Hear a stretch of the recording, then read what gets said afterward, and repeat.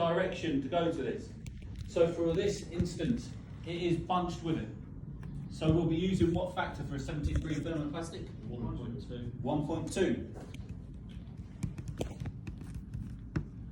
And then we times that by the length of 45 metres, divide the whole thing by 1,000, and it will give me my R1 and R2.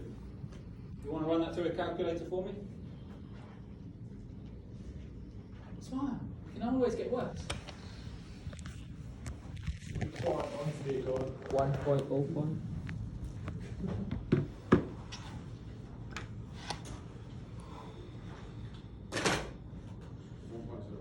1.05 ohms. Okay. So the next thing we can do is we can actually start to look at the ZS for this circuit now, can't we? Because we've just calculated our R1 and R2 now, haven't we? Okay. How can I calculate my ZS? ZE plus R1 and R2. Okay. We're going to take, because this is a fictional property, we're taking it as the maximum earth fault loop impedance for it, which is 0.35. So if I do 1.05 plus 0.35, what do I get? 1.40. At which point I can tell you, what's that? Oh no, it should pass. I believe it's 2 point something for this protected device. I thought for a minute it's a 32 amp breaker, which is 1.37. Okay, where will I now go and compare that value to? What do you guys think? Did you say that's your ZS? That's my ZS now. The front of the on-site guide, yeah? Not the front of the on-site guide. You'll actually need to use the big book for this, because in designing you use the big book. In the real world testing you'll then use the on-site guide. Anyone remember, so what is it to do with? Parts of the book, scope, definitions, safety. Alright, we're looking for part 4 for this, aren't we? Alright, do any of you remember the tables 41.2, 41.3 and 41.4? We're going to be looking at table 41.3 for this. Alright, which can be found on page 62. This table you should already see with Paul, hopefully. Okay.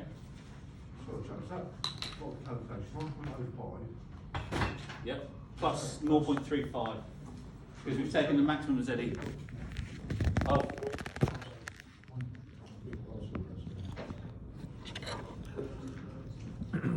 My handwriting's atrocious tonight.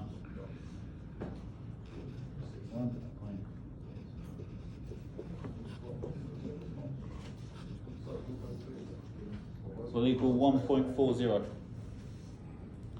So, you lot want to choose for me then. So, this is a water heater. So, are we going to go for a B, C, or D type? B. Do you all agree with B? Yeah. It's a circuit that doesn't need an induction for starting anything, does it? Okay. Even if this was a water heater in an industrial building, it doesn't have anything conductive in it, so it still only needs to be on a B. Okay. So if we look at this table, so we look at B16s, what is our maximum earth fault loop impedance for this? 2.73. So as it stands at the moment, 2.73, this complies with table 41.3. Okay, it's cracking that, isn't it? Okay, all happy with it so far? Yeah. Fantastic. You're shaking your head. Ask the question. I missed the last little bit. I was too busy trying to find something. That was our ZS. So we've got our ZE was our maximum earth fault loop, maximum external. So for a TNCS it was 0.35. So that's where that's come from. And we've just calculated the R1 and R2 as being 1.05. So you add the two of them together, we get our ZS, don't we? Okay. Please ask questions, please. It's not very often in life that you'll have someone turn around and say, my knowledge is here for you to use and abuse. Where is it in the on-site guys? Appendix Appendix B, table B7. but you'll find that it's 80% less in the on-site guide. Yeah. Okay. What's that? I know it is a lot to take in, which is why we've got 10 circuits to practice designing. Okay? So it's not a case I'm going to expect you to know how to do this after tonight. For the next few weeks up till Christmas, we'll be practicing designing circuits. Okay? It's only 3 weeks. James, you know that 140 in the on-site guide? What we're looking at? Type B. Type B. You'll find that the one in the on-site guide is always going to be less, because that's designed for when you're testing to take into account the 20% rise in the temperature of the cable under fault conditions. Okay, which when we design it to table 41.3 rather than the on-site guide. Okay. When you say we're going to be practicing, are we actually going to be doing the design? Yes. Yeah. At this very moment, there is whole booklets of, I think it's either 10 or 20 pages being printed off right now, with a plan of the building and details for every circuit, missing bits. You're all going to look up the missing bits and do the calculations for everything. Oh, it's a hard life. You're right, it's just Repetition. sort out what tables. That's right. Understanding it, Yeah. right? That's why you have the handouts in front of you to help you look at from home. Hey, that don't have enough, I take that now. Okay. These handouts, You need to ask questions and make notes. canvas. No, that's not what I said. It's about making That's notes, exactly isn't what you said, I've still got that email as well. Look on canvas, right? it? That's because you asked for the PowerPoints for everything we'd covered. I wasn't going to send you all the PowerPoints in one go when I was driving down the road. When you asked for all the PowerPoints, they're all on Canvas. Well, you emailed me a week later anyway. I was on holiday. Well, still, like, I'm suffering here for the whole bloody term. I was away from home. Yeah, and then you replied that on Monday morning. I was actually in the centre of Bristol where my phone signal was nothing. Okay. Okay. Anyone ever actually been to Bristol? The phone signals around there for O2 are atrocious. Is it? Yeah. Okay. Especially when students find it out. Hey, I'm only paid for term time. Okay. Right. Are you happy for me to rub all this stuff off the board? Have you all made?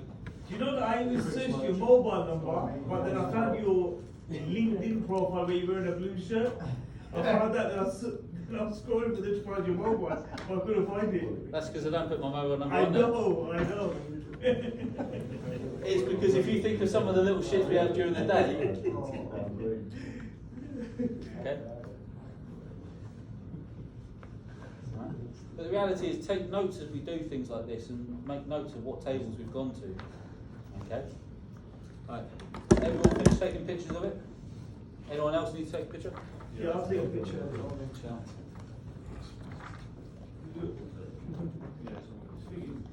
Portrait or landscape. I'm not that fat, I don't need to go into a landscape, do I? No. Yeah, of course.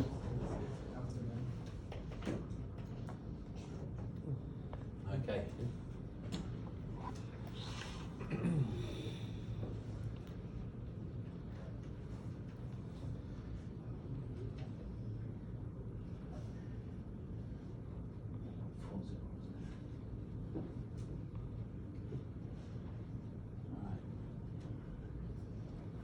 So we calculated the ZS to be 1.40, wasn't it? Okay. So we're going to go on to the adiabatic equation, which can be found in chapter 54. Was it regulation 543? Okay, which can be found on page.